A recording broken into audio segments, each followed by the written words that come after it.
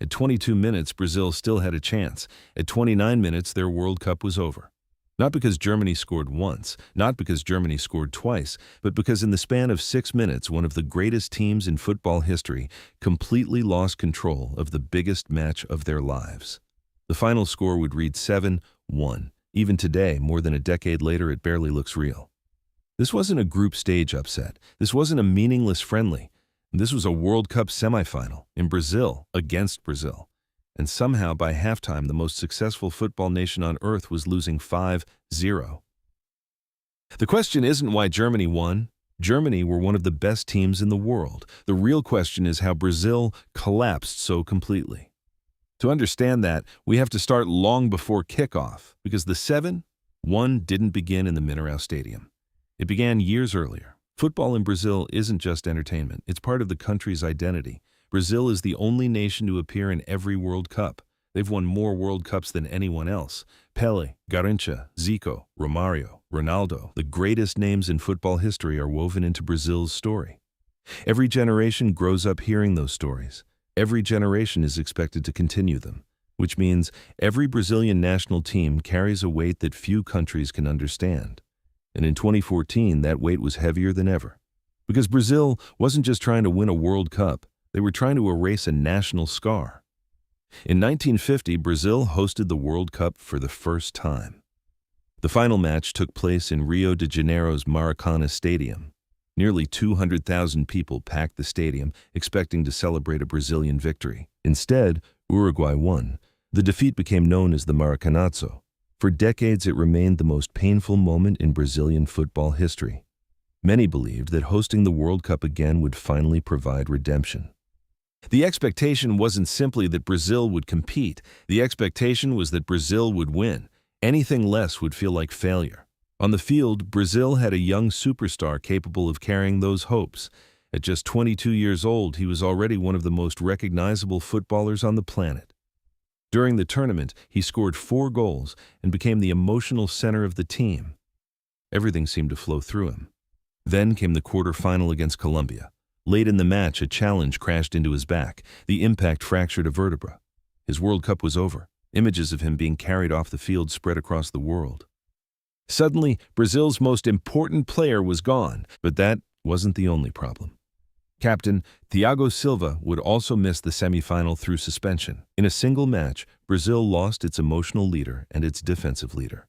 One player organized the attack, the other organized the defense. Both were gone. Unlike Brazil, Germany arrived with almost no emotional baggage. They weren't carrying the hopes of an entire nation. They weren't trying to rewrite history. They were simply trying to win. After disappointing performances in the late 1990s and early 2000s, German football underwent a complete transformation.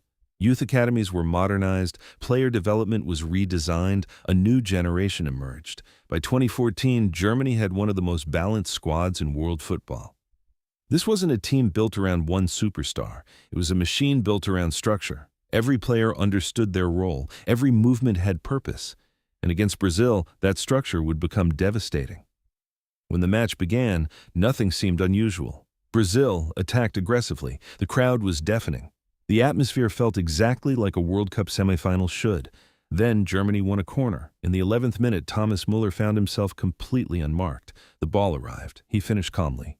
1-0 Germany. A disappointing start for Brazil, but hardly a disaster. There were nearly 80 minutes remaining. The crowd expected a response. In the 23rd minute, Miroslav Klose scored Germany's second goal. Brazil looked rattled, but what happened next transformed a difficult situation into a catastrophe. 1 minute later, Toni Kroos made it 3-0. Before the crowd could even process the goal, Kroos scored again. 4-0. The stadium fell silent. Players began pointing fingers. Heads dropped. Panic set in. Then came the 5th. Sami Khedira, 29th minute, 5-0, 5 goals, less than half an hour played. One of the most dominant teams in football history had completely lost control. And here's the part most people miss. The collapse wasn't physical. It was psychological. Brazil didn't suddenly forget how to pass. They didn't suddenly become bad footballers. What happened was something far more dangerous. They panicked. Without their captain organizing, the defense players abandoned their positions. The defensive midfielder repeatedly pushed forward, searching for solutions. Midfielders chased the ball instead of protecting space. The defensive shape disappeared. Germany didn't need to create magic. They simply exploited the gaps. Every mistake created another opening. Every opening created another chance. Every chance increased Brazil's panic. The match became a vicious cycle. The more Brazil tried to fix the problem, the worse the problem became. By halftime, the score was 5-0. The semifinal was over. But the humiliation wasn't. Germany added 2 more goals in the second half. Brazil eventually scored through Oscar in the 90th minute. The scoreboard read 7-1. One of the most shocking results in sports history was complete. Within minutes, images from the stadium spread across the world. Children crying, fans staring blankly into space, Brazilian supporters applauding German passes simply because they had run out of ways to react. The next morning, newspapers across Brazil treated the defeat as something bigger than sport. Headlines compared it to national tragedies. Television stations replayed the goals endlessly. For many Brazilians, the result felt impossible. The result instantly became known as the Mineirazo, a reference to the Mineirao Stadium where it happened, and an echo of the Maracanazo of 1950. 64 years after one historic heartbreak, Brazil had a new one. And this one was even harder to explain. For manager Luiz Felipe Scolari, the criticism was immediate. 12 years earlier, he had guided Brazil to the 2002 World Cup title. In 2014, he became the face of the country's biggest football disaster. Within weeks, his time with the national team was over. His legacy would forever be tied to 2 matches: the greatest achievement in Brazilian football and its greatest humiliation. The players carried their own scars. One defender became the symbol of the defeat. As vice-captain, he was thrust into leadership after the suspension. For years, every mistake was compared to the 7-1. Every bad performance reopened old wounds, but focusing on one player missed the point. The collapse belonged to the entire team. No single defender concedes 7 goals. No single midfielder loses a World Cup semifinal. The defeat was collective. Yet football often searches for individuals to blame. Meanwhile, Brazil's missing star faced a different challenge. For years, many fans wondered what would have happened if he had played. Would Brazil still have lost? Would Germany still have won? No one knows. Germany were the stronger team that day, but his absence changed more than tactics. It changed belief. Before the semifinal, he represented hope. Once he was gone, the team seemed to lose part of its confidence. 4 days later, Germany defeated Argentina in the World Cup final, their 4th world title. But something unusual happened. The final wasn't what people remembered. When football fans discuss the 2014 World Cup, the conversation almost always returns to one scoreline: 7-1. A result so shocking that it overshadowed the championship itself. Germany won the trophy. But the semifinal became immortal. The years that followed raised an uncomfortable question. Had the defeat permanently changed Brazilian football? In 2018, they were eliminated by Belgium in the quarterfinals. In 2022, eliminated by Croatia on penalties. The trophy remained out of reach.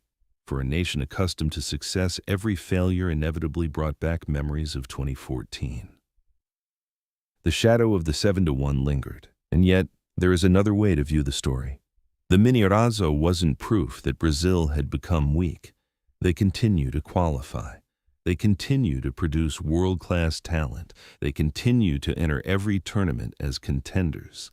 The real lesson of the 7-1 defeat may be that football's greatest nations are not immune to collapse. The pressure that creates champions can also create vulnerability.